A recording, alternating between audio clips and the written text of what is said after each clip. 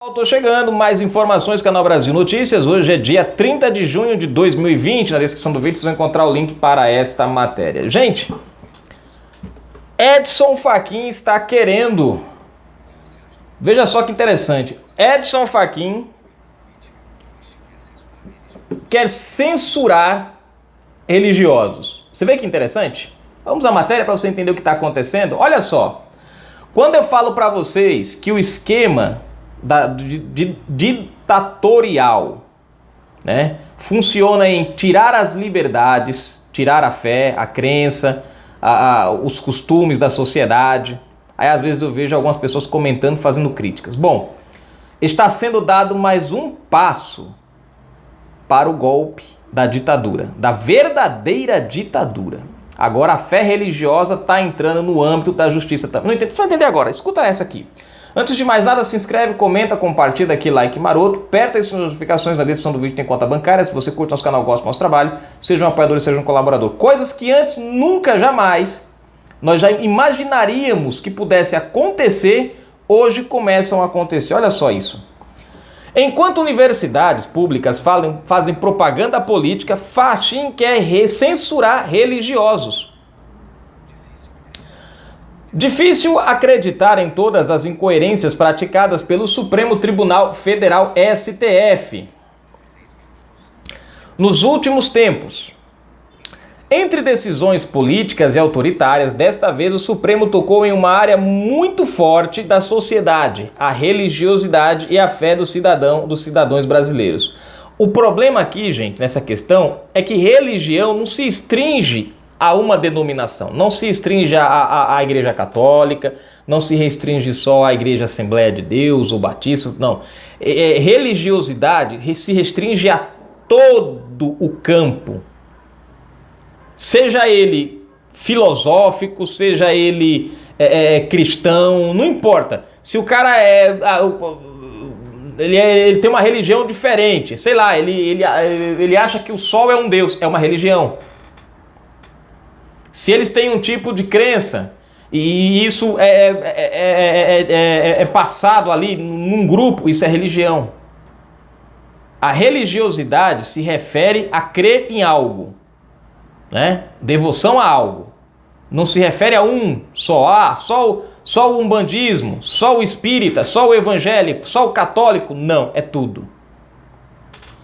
Tudo começou na última quinta-feira, 25, quando o ministro Edson Fachin propôs que, a partir das eleições deste ano, o abuso de poder religioso possa levar à cassação de mandato.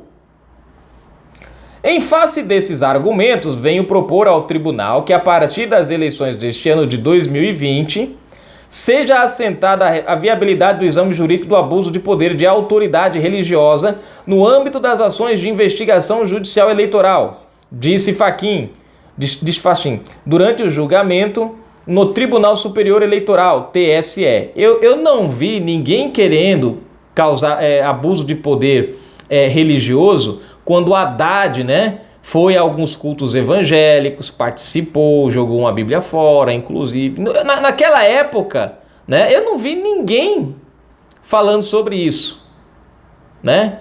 Vocês podem prestar atenção que todas as ações, gente, estão sendo feitas contra os setores que elegeram Bolsonaro. Um deles é o campo religioso. Quando o campo religioso, iludido pela Globo, se deixou levar e elegeu Lula, ninguém achou ruim. Não foi abuso de autoridade, de poder econômico ou de poder religioso. Quando elegeu de novo, quando elegeu Dilma, não, ninguém achou ruim. Agora que elegeu Jair Messias Bolsonaro, aí agora é um problema. Pode prestar atenção, abuso de poder religioso, a questão das redes sociais, pontos chaves que foram fundamentais para a eleição de Jair Messias Bolsonaro. São justamente esses pontos chaves que estão sendo atacados, né? Você não tem abuso abuso da mídia televisiva, né? Não tem. Mas das redes sociais tem, da religião tem. A incoerência da proposta de Fachin é nítida. Atualmente, as ações que podem levar à cassação da chapa e as ações de impugnação de mandato eletiva tipificam apenas os abusos de poder econômico e político. A religião está totalmente fora de questão. Fachin ainda disse que o Estado é laico e afirmou que as manifestações do exercício religioso não podem incidir negativamente sobre a esfera das liberdades pessoais. Por essa razão, entendo que a intervenção das associações religiosas nos processos eleitorais devem ser observada com a devida atenção, tendo em consideração que as igrejas e seus dirigentes ostentam um poder com aptidão para amainar, ó, palavrinha chata, né? Amainar a liberdade para o exercício de sufrágio e debilitar o equilíbrio entre as chances das forças em disputa, disse. Entretanto, dentro deste contexto, é inevitável que uma questão acerca de propaganda política e os diferentes modos de tratamento do Supremo com outras partes da sociedade não venham à tona. Manifestações políticas em universidades públicas, por exemplo. Ora, peraí. O setor religioso não pode manifestar-se, mas o setor universitário pode. Estranho. Mesmo em épocas de eleição, mesmo em época de eleições e com nítido caráter de mesmo em épocas de eleição e com nítido caráter de propaganda eleitoral, é um direito constitucionalmente assegurado as tais manifestações políticas. E além deste fato, universidades públicas são pagas com dinheiro do contribuinte, portanto dinheiro público, e nada se faz contra as campanhas dentro dessas instituições. O setor religioso não é pago com dinheiro público para ser manipulado. Na questão das universidades públicas, é o dinheiro do contribuinte, dos impostos dos contribuintes, que mantém, né, em funcionamento as universidades. E aí, ali sim, por haver o envolvimento do setor público diretamente, é que não poderia ter, se a gente fosse olhar por esse lado. Já que tem ligação direta com o setor político. As igrejas, as entidades religiosas, os grupos religiosos são bancados com dinheiro dos fiéis. Não é um setor que é bancado com o dinheiro dos impostos. Então, quer dizer, se há um abuso de poder, há sim, na parte de universidades. Que muitas dessas ações políticas também são bancadas com dinheiro público. Aí é que é interessante, né? Cadê o Edson Fachin para resolver isso?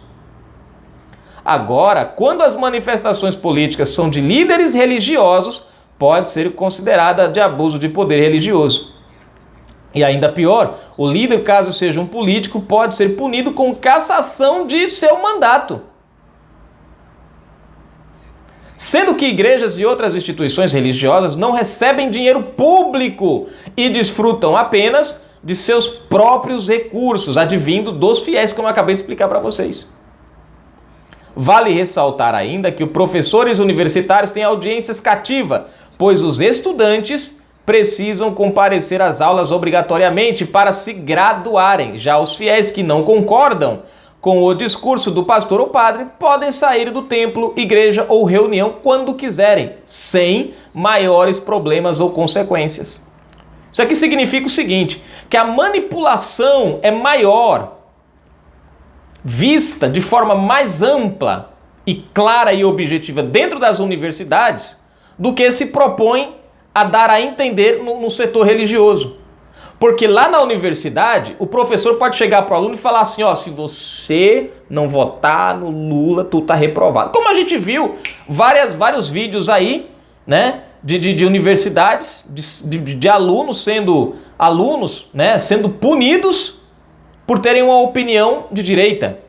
Professores praticamente reprovando alunos ou, enfim, né, retalhando alunos por conta que o cara tinha uma opinião de direita.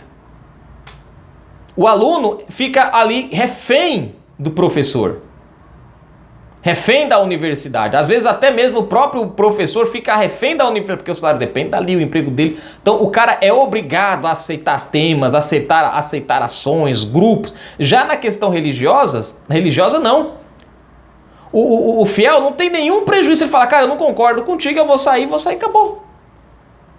Não tem nenhum prejuízo pessoal, intelectual para a pessoa. A pessoa é livre para escolher aceitar a indicação ali do pastor, do bispo, do padre, do chefe espírita, de quem quer ser, ou não. Já no caso da universidade, o abuso chega a ser maior, senão ou o aluno entra nos padrões ou o cara perde ali as suas notas, é reprovado. Quer dizer, vejam como há uma desproporção. Aquilo que favorece a esquerda, você não vê ações contra. E são setores que trabalham ativamente em prol de uma agenda esquerdista. Aquilo que não afeta, agora aquilo que prejudica a esquerda e que não tem nenhum prejuízo para o cidadão, mas tem um prejuízo para a esquerda, isso sim eles querem, atacar. A proposta de Fachin, além de insensata, é arbitrária. E aqui finaliza a matéria. Gente, a que ponto nós estamos chegando? Até a fé... nós já temos ações de opinião, agora os caras querem denominar... Você vê, o escola sem partido ninguém queria. O escola sem partido era algo errado. Agora nós vamos inventar a religião também? Porque o que nós estamos vendo agora aqui, o que o Edson Fachin está propondo é a religião sem partido. Um líder religioso não pode defender um determinado político, porque pode influenciar as massas.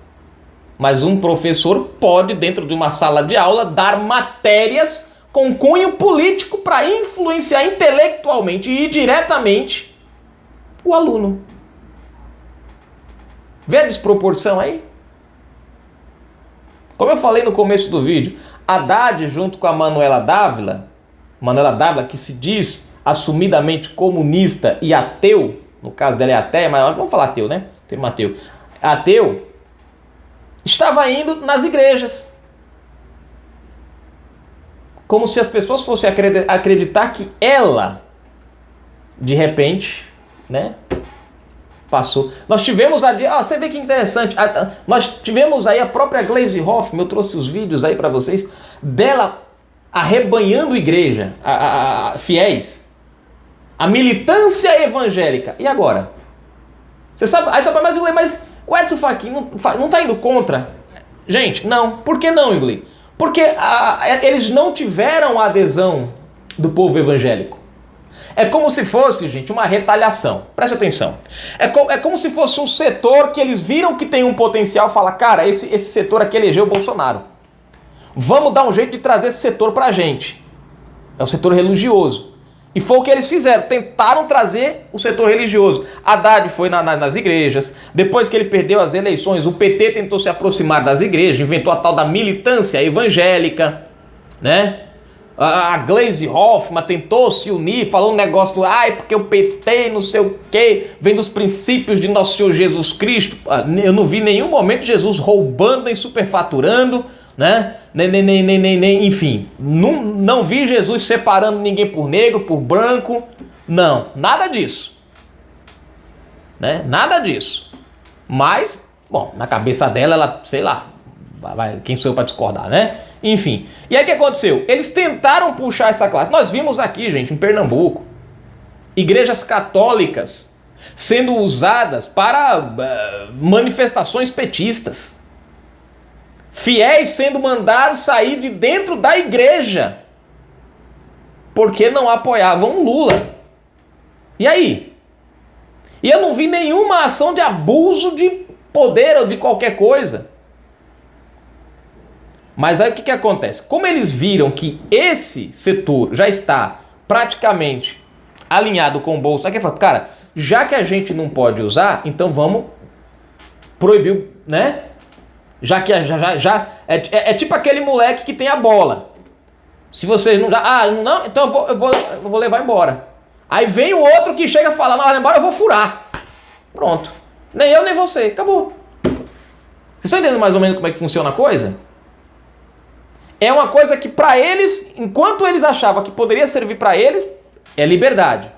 Quando eles viram que foram derrotados, quando eles viram que o setor não acompanha eles, aí eles partiram para achar um jeito de criminalizar aquilo que eles queriam usar, mas que não serve mais para eles.